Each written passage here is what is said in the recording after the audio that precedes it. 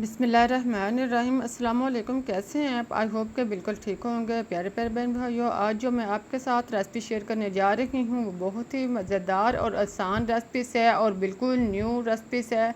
अगर आपके पास 2 आलू और आटा है तो आप ये रेसिपीस बना सकते हैं। इस रेसिपीस को आप नाश्ते में ले सकते हैं, बच्चों को लंच बॉक्स में दे सकते हैं और आप इसको समोसा, पकौड़े और कचौरी की जगह पर ले सकते हैं। तो आइए शुरू करते हैं अपनी रेसिपी। इसके लिए हमें चाहिए मैदा। 2 कप मैदे को छान कर अच्छी तरह साफ़ कर लें। आप मैदे की जगह पे आटा भी ले सकते हैं। जो चीज़ आपको पसंद हो वो आप ले सकते हैं।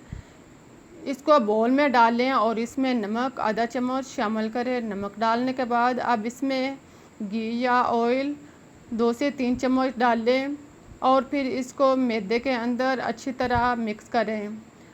अब इसमें आहिस्ता आहिस्ता करके थोड़ा थोड़ा पानी लगाते जाएं और इसको आटे की तरह गूंद लें। इसे 5-7 मिनट तक खूब अच्छी तरह गूंदें। इसको अच्छी तरह गूंदने के बाद आप इसको 10 से 15 मिनट के लिए छोड़ दें। इसे ढाँप कर एक साइड पर रख दें। अब हम लेते हैं 2 आलू दरमियाने साइज़ के। ना इनको बालने का मसला और ना ही इन्हें मैश करने के झंझट। इनका छिलका उतारें और इसे बड़ा बड़ा क्रश कर लें। बिल्कुल इस तरह का इसको क्रश करें। देखें आलूओं को आसानी के साथ सिर्फ 2 मिनट में जल्दी जल्दी क्रश करें।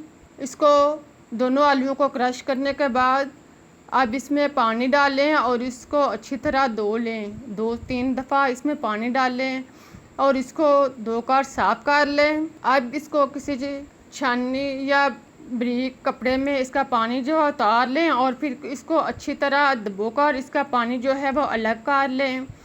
आलू के अंदर से अच्छी तरह पानी निकालने के बाद अब इसमें 1 अदद प्याज बारीक कटा हुआ शामिल करें। साथ में टमाटर 1 अदद दरमियाने साइज़ का कटा हुआ शामिल करें। अब इसमें 2 अदद हरी मिर्च डालें और साथ में हरा धनिया 2 चम्मच डालने के बाद अब इसमें सुरख मिर्च दानेदार और नमक आधा चम्मच शामिल करें। ये आप टेस्ट के मुताबिक भी ले सकते हैं। साथ में जीरा 1 चम्मच डालने के बाद इनको अच्छी तरह मिक्स करें और इनको एक साइड पर रख दें। आलूओं में क्योंकि पानी बहुत ज़्यादा होता है और धनिया भी पानी छोड़ता है। अब हम इसमें नमक भी शामिल कर चुके हैं।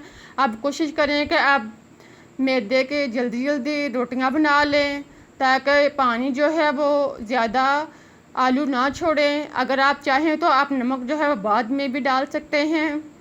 हम मैदे के 4 एक बराबर साइज़ को टुकड़े कर लें और फिर इसको एक गोल पेड़े बना लें। चारों पेड़ों को एक जैसा होना चाहिए। अब एक पेड़ा लें और इसे बेलना शुरू करें। बेलने से पहले पेड़े के गिर्द खुश्क आटा लगा लें और नीचे भी आटे का छिड़काव कर लें ताकि ये अच्छी तरह बेला जाए।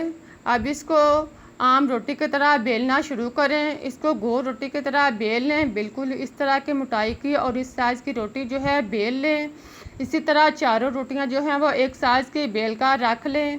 अब एक रोटी लें, इसको नीचे रखें। इसके ऊपर आप टमाटर की चटनी यानी टमाटर केचप लगाएं। 1 चम्मच केचप लगाने के बाद अब 2 से 3 चम्मच आलू का अमेज़ा जो हमने बना कर रखा था मिक्सचर वो इसके ऊपर डाल लें। इसको ऊपर अच्छी तरह फैलाने के बाद अब एक रोटी लें और इसके ऊपर डाल दें। अब इसके ऊपर आप हरी चटनी जो है वो लगाएं। 1 चम्मच हरी चटनी लगाने के बाद अब फिर 2 से 3 चम्मच आलू का मिक्सचर इसके ऊपर लगाएं और इसको रोटी के ऊपर अच्छी तरह फैला दें। अब एक और रोटी लें यानी तीसरी रोटी इसके ऊपर डालें और इसके ऊपर आप टमाटो केचप लगाएं। 1 चम्मच टमाटो केचप लेकर इसको सारी रोटी पर फैलाएं।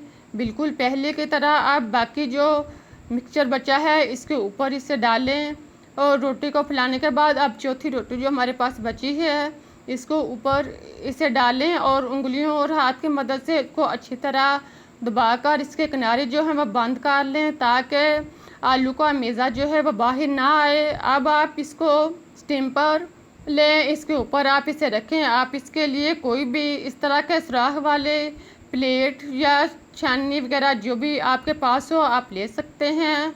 इसके ऊपर जो हमने ये रोटियां तैयार की हैं इसके ऊपर रखें। अब 1 से 2 गिलास पानी जो है वो गर्म करें। جب اس سے بھاپ آنا شروع ہو جائے اچھی طرح تو یہ سانچہ جو ہے اس کے اوپر رکھیں اور اس کا ڈھکن بند کر دیں اور اسے بھاپ میں اسے 8 سے 10 منٹ کے لیے پکنے دیں۔ اس دوران چولہا جو ہے وہ نیچے دھیما رکھیں، اسے بھاپ میں پکنے دیں۔ جب روٹی پھول کر اوپر آئے تو اسے نکال لیں اور اسے ٹھنڈا ہونے دیں۔ اس کو خوب اچھی طرح ٹھنڈا کریں اور پھر اس کو پلیٹ سے الگ کریں۔ آپ دیکھیں گے کہ یہ آسانی سے الگ ہو جائے گی۔ آپ اس کو کسی بھی نوکدار چیز کے ساتھ یا ویسے اس کو پلیٹ سے الگ کر سکتے ہیں۔ اسے پلیٹ سے نیچے اتارنے کے بعد اب ہم اس کو کاٹتے ہیں۔ اس کو درمیان سے کاٹیں، درمیان سے کاٹ کر 2 حصوں میں کریں اور پھر اسی طرح دوسری سائڈ سے لیں اور اسے درمیان سے کاٹیں۔ اسی طرح ہمارے پاس جو ہیں وہ 4 حصے ہو جائیں گے۔ اب ہم اس کو مزید چھوٹے حصوں میں کاٹیں گے۔